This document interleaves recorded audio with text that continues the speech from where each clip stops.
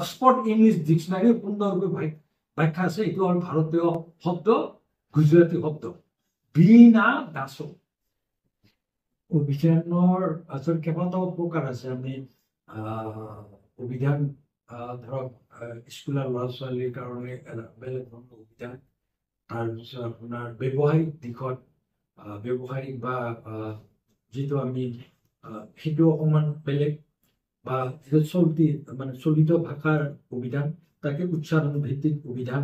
আমাৰ উজনি নামনি বা গোৱালপৰীয়া কামৰূপী বা এই বিভিন্ন জনগোষ্ঠীয় লোকৰ আজিকালি আহোমৰ মুখৰ বা দেউৰীৰ মুখৰ, ৰাভাৰ মুখৰ, হাজোঙৰ মুখৰ, অসমীয়াৰ এই বিভিন্ন ধৰণৰ অভিধান আচলতে আমি ৰচনা কৰিব পাৰোঁ, উপভাষিক অভিধান বা আঞ্চলিক অভিধান।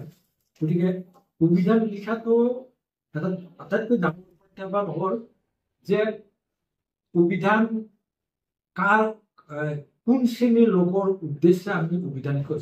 ছাত্ৰ ছাত্ৰীৰ কাৰণে লিখিলে পাঠ্যপুথি কেন্দ্ৰিক, আৰু ব্যৱহাৰিক অনা অসমীয়া বা নতুনকৈ অসমীয়া শিকাৰ লোকৰ কাৰণে হিন্দী বা ইংৰাজীত বাইলিংগুৱেল বা ট্ৰাইলিংগুৱেল অভিধান, আৰু এটা হ'ল জনজাতীয় লোকৰ কাৰণে অসমীয়াৰ কাৰণে মিচিং, অসমীয়া, ৰাভা, অসমীয়া এই ধৰণৰ।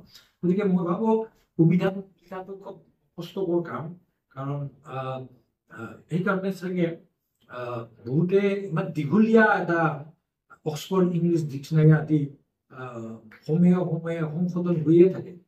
আমাৰ এটা ভাল লক্ষণ অসমৰ ক্ষেত্ৰত হেমকোষৰো তেনেকুৱা এটা সংস্কাৰ আদৰণ হৈ নতুন নতুন সংস্কৰণ ওলাই আছে। এই সমকালীন শব্দটোৱে কয় যে এই কণ্টেম্পৰাৰী চলি থকা নতুন চামৰ হাতে বজাৰে ব্যৱহাৰ কৰা অসমীয়া। গালি শকুনিত বেছিকৈ প্ৰয়োগ হয় আৰু তুচ্ছ তাচ্ছিল্য কৰাত আৰু কিছুমান আজিকালি সামাজিক মাধ্যমত খুব প্ৰয়োগ হয়। কিন্তু সেইবিলাকৰ উপযুক্ত প্ৰয়োগো আমি নাজানো, মূলটোও আমি নাজানো, আৰু এনে আমি কিন্তু ফোনটো শুনিছোৱে। আমাৰ ঘৰত যদি ল'ৰা ছোৱালী থাকে যে চিকেন বুলি ক'ব, চিকেনৰ লগত কিমান আইটেম আছে। কিন্তু এতিয়া মই সেইটোৱে কৈছোঁ যে ব্যৱহাৰিক জীৱনত আপুনি যদি কুকুৰা বুলি কয়, হোটেলতে আমি কুকুৰা বুলি ক'লে পাব নে আপোনাৰ হাতে বজাৰে কুকুৰা বুলি ক'লে পাব? আপুনি মুৰ্গী ক'ব লাগিব, মুৰ্গীওতো ভাল অসমীয়া নহয়, হিন্দী আদি ভাষাৰ পৰা আহিছে, আৰু ই অৰ্থই পৰিৱৰ্তন।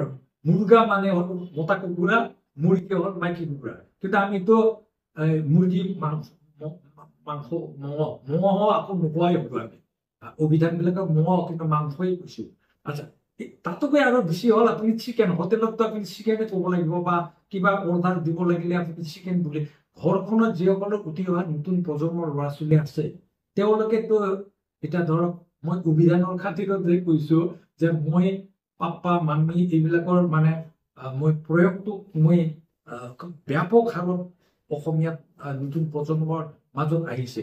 গতিকে কিন্তু সেইটোতো অৰ্থটো জানিব, বহুত অৰ্থ মূলৰ পৰা আঁতৰি গৈছে।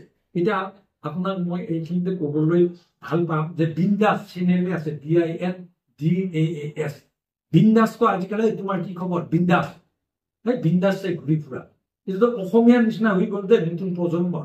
গতিকে চলতি অসমীয়া বা সমকালীন অসমীয়াটো এইটো আনিবই লাগিব। তাৰপিছত মই চালো যে অক্সফৰ্ড ইংলিছ ডিক্সনাৰী বিন্দাছৰ অৰ্থ বিচাৰি পালো। অক্সফৰ্ড ইংলিছ ডিক্সনাৰী সুন্দৰকৈ ব্যাখ্যা আছে। এইটো হ'ল ভাৰতীয় শব্দ, গুজৰাটী শব্দ বীণা দাস। সংস্কৃত দাস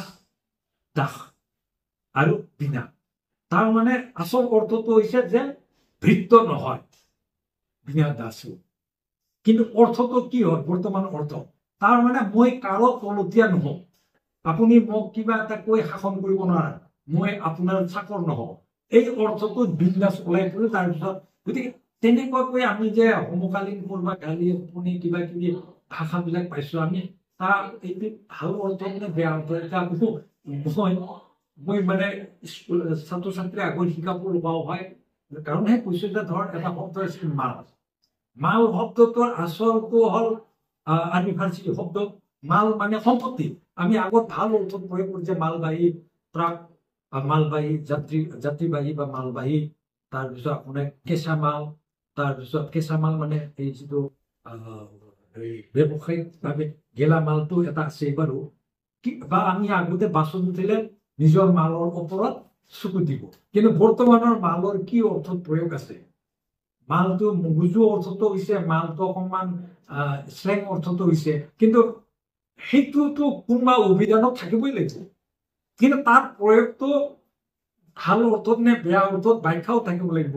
সেইকাৰণে আৰু যেতিয়া পুৰণি অসমীয়া ভাষাৰ বা আমি ব্ৰজাৱলী পৰ্যায়ৰ ভাষাৰ যেতিয়া অভিধান লিখি তেতিয়া আকৌ সেই অপ্ৰচলিত হলেও সেইবিলাকো থাকিব লাগিব। গতিকে এতিয়া আমাৰ কথা হ'ল আমি দৈনন্দিন জীৱনত মোবাইলৰ লগত এই যে লাইক কৰক, শ্বেয়াৰ কৰক, মই সেইটোৱে কওঁ। আজি আপুনি লাইকৰ যিটো বুঢ়া আঙুলি দেখুৱাই পেলাই আমাক এটা পাশ্চাত্যৰ সংস্কৃতি, আমাৰতো বুঢ়া আঙুলিটোতো এইটো মানে এই তুচ্ছ, গতিকে তেওঁলোকে এইটোকে লাইক ব্যৱহাৰ কৰাৰ লগে লগে এতিয়া ভাল যদি পাইছে লাইক কৰক, শ্বেয়াৰ কৰক, ফৰৱাৰ্ড কৰক, বা অন্যান্য ক্ষেত্ৰত খুব ভাইৰেল হৈছে যে আমি আগতে ভাইৰেলটো অলপ এই মানে চৰ্দি আদি জ্বৰক আমি ভাইৰেল ফিভাৰ বুলি কৈছিলো, কিন্তু এতিয়াতো চবে জানে কথাবিলাক ভাইৰেল হয়, গীতবিলাক ভাইৰেল হয়। গতিকে ভাইৰাছটো যে ভাইৰাছৰ পৰা যে আহিছে মানে সেই অৰ্থতে দেই যে আমি আমাৰ নতুন প্ৰজন্মৰ ব্যৱহাৰ কৰি থকা ভাষাটো আমি অকণমান চালি জাৰি ভাষাতাত্ত্বিক দৃষ্টিৰে আমি চাব পাৰোঁ।